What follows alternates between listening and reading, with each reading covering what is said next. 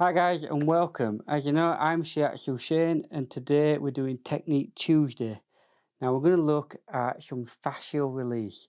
Now this is a technique I use generally at the beginning of a session before we have any oil on the client. It's a really good technique to basically allow the spine to breathe, to create some space. It helps to warm up the fascia. Now if you don't know what fascia is, it's the connective tissue that lies between the skin and the muscles. We have big bands of it going all over his body, and it also makes up his ligaments and his tendons. But for now, we're working on the superficial fascia, which is between the muscles and the skin. And how we do it is we just want to work away, to begin with, the muscle and the fascia away from the spine.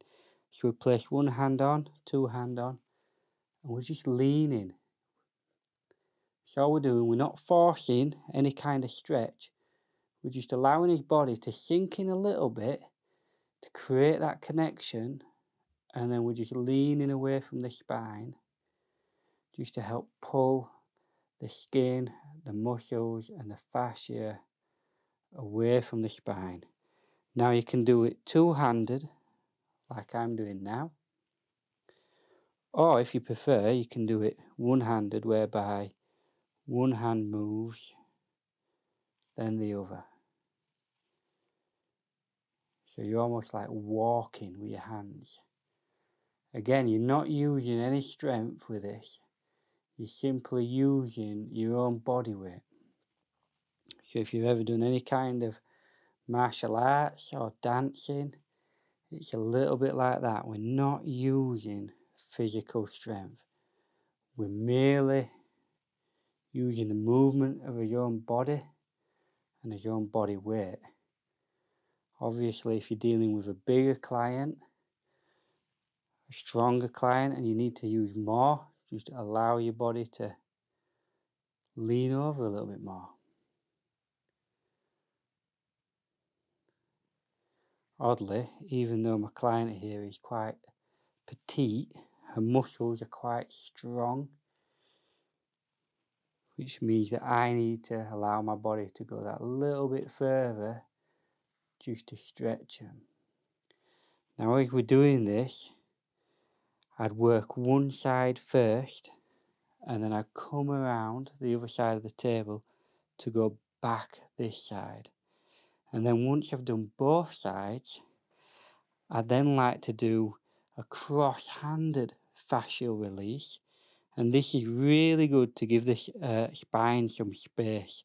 Like if you look down here at a lower back, you can see how the muscles are pulling towards the spine, almost creating this valley-like effect. And what we want to do is we want to open that valley up so that the spine can rise again into a more neutral position. So to do that, we place one hand on one side, the other on the other, and we're simply leaning into it, and this will create a stretch either side of the spine. Now you'll often see me doing this, and it looks very similar to what you might see an osteopath and a chiropractor do, where they crack someone's back. The only part we're missing here is we're not throwing in the thrust at the end, because we're not trying to crack the back. If, however, the back does crack as we're doing it, that's perfectly fine and natural. But the purpose isn't to try and crack it. The purpose is just to move the skin, move the fascia away from the spine.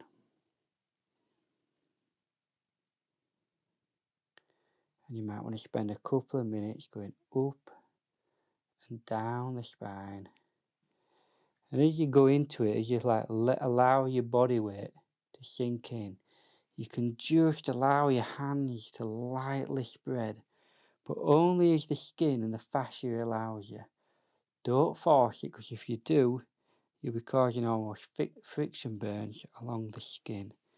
So we're simply dropping in, and the natural oils, if you like, that are caused between my skin and your client's skin will just allow you just to slide a little bit, and that's fine.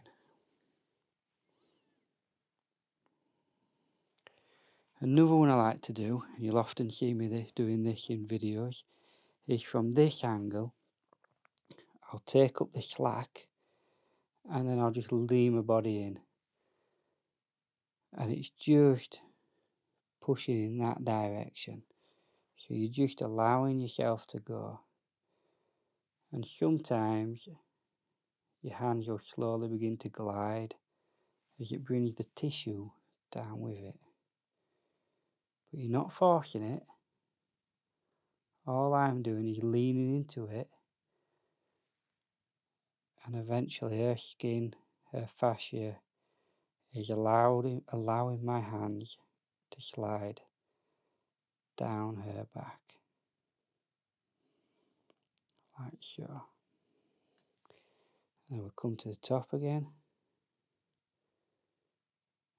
Now you see just here there's almost like a sticking point, which means that there's probably an area that needs a little bit more work, and then after that we begin smoothly sliding down again.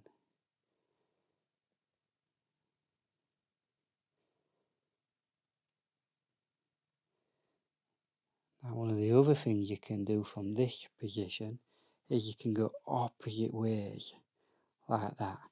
So all you're doing is you pull one hand back, and as that hand pulls back, you allow the opposite hand to slide forward. Again, you're not using any force. You're just allowing your body to sink in and slide. And then you come back up. This hand goes back, locks it in place. And again, this hand begins to slide.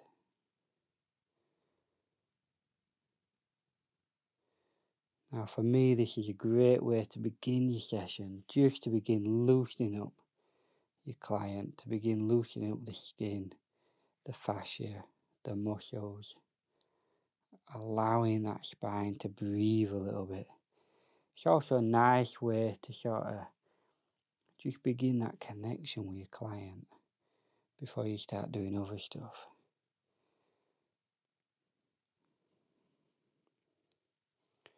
The belief being is that as you're working the fascia, it warms up under your hands, it liquefies to some degree, and then it re-knits itself in a better way so that so it can flow and move easier in future.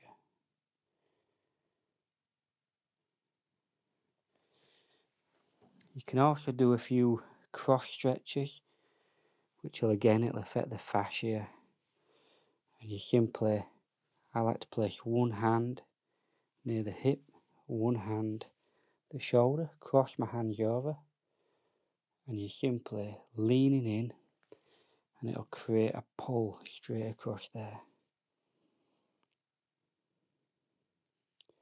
And I'm not using any force here. All I'm doing is using my body weight to create a stretch. And then again we can come the other way and do exactly the same.